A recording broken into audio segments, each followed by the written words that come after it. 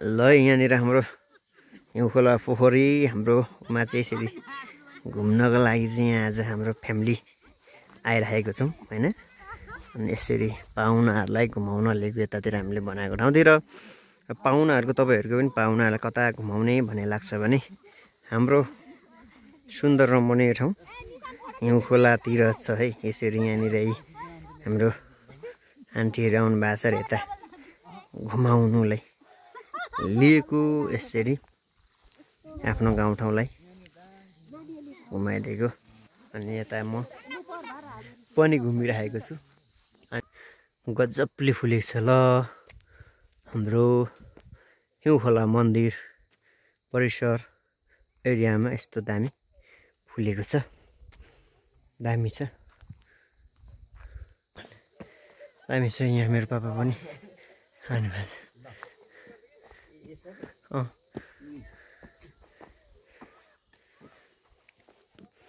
तपाईँहरूको पनि परिवारहरू पाहुनाहरूलाई यतातिर घुमाउनु ल्याउनु होला है चट्टसँगले।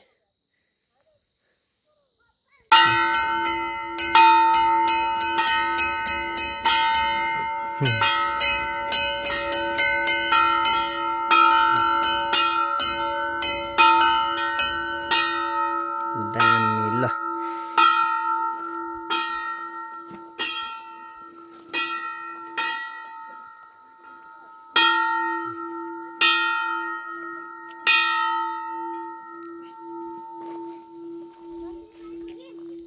मन्दिर आइपुग्यौँ।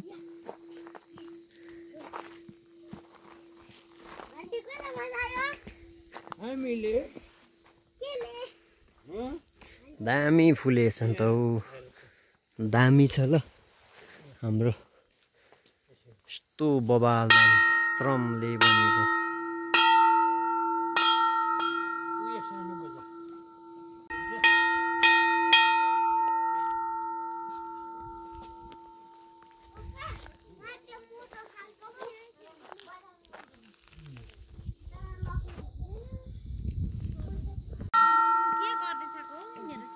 यहाँ चाहिँ हाम्रो हिउँखोला मन्दिरमा पर्यटन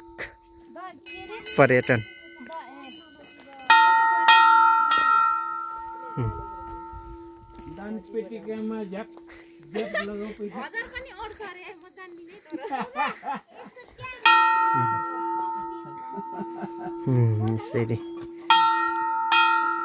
हाम्रो परिवारहरू यसरी घुम्नु आएर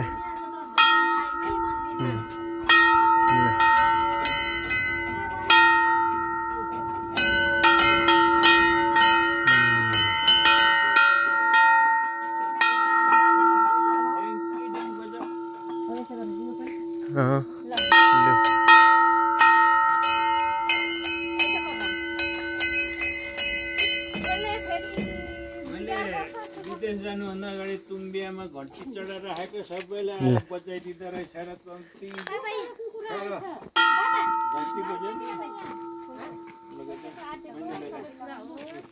है आँटेको हागेको लु लु लु लु लु लु यता पनि अब हरियो देखियो त कालो कालो खालको पस्छ होला भनेको भने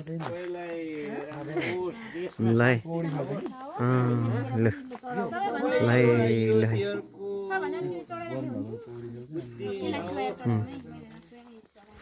ल है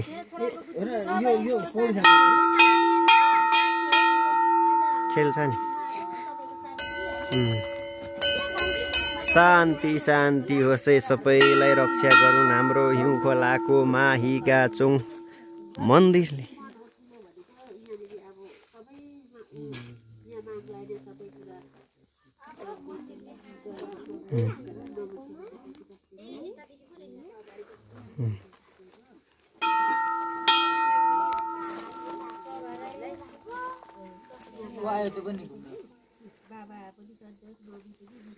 ल हाम्रो बहिनी पनि फुल जस्तै पो भएछ त, ठ्याक्कै कलर मिलेछ त सयपत्री फुलसँग।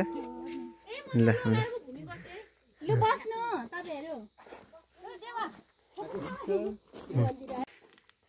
खोइ त नि पोच नै छैन त नि, खोइ पोच